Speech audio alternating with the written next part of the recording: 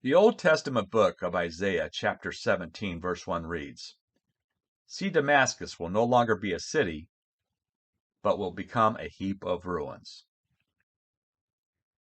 With the events going on right now, as soon as Israel goes full scale and sends troops into Gaza, a chain of events will begin which nobody's going to be able to control.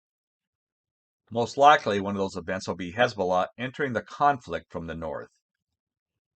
I don't see any way that Hezbollah is just going to sit there and watch Hamas get systematically wiped out by the Israel Defense Forces. Hezbollah is already mobilizing their forces and making preparations to join the fight, but if that happens, Israel is going to hit back hard, and supposedly, Hezbollah has been warned by Israel that Damascus will be destroyed. So far, this threat has not caused Hezbollah to back down. Israeli jets have attacked and disabled the airports in Damascus and Aleppo, which is believed to be the airports receiving arms shipments from Iran for local militia groups who are preparing to help Hezbollah. But so far, Hezbollah has not formally entered the war. But it could happen very quickly once Israel invades Gaza. So the question is asked, could Israel actually turn Damascus into a pile or rubble, as Isaiah 17 says? Isaiah says that Damascus will disappear from the face of the earth and become a heap of rubble.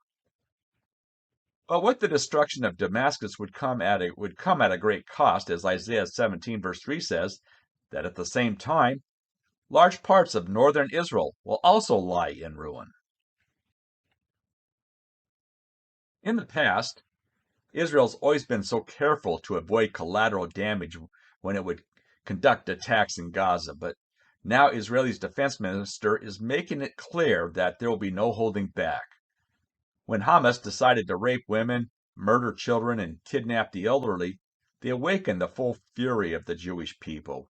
And with the video surfacing showing the Israeli women and children being murdered, where knives were found left in some of the children, that has stirred up and provoked the Israeli military might to clean out Gaza.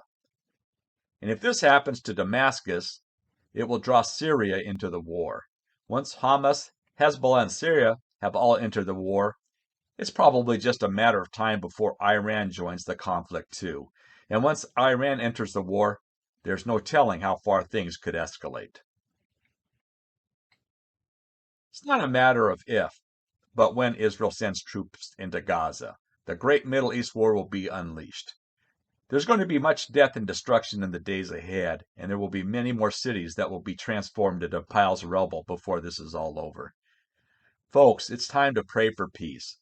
Pray for peace of Jerusalem, that peace may be within her walls and prosperity within her palaces, as written in the great book of Psalms, chapter 122. Peace and shalom.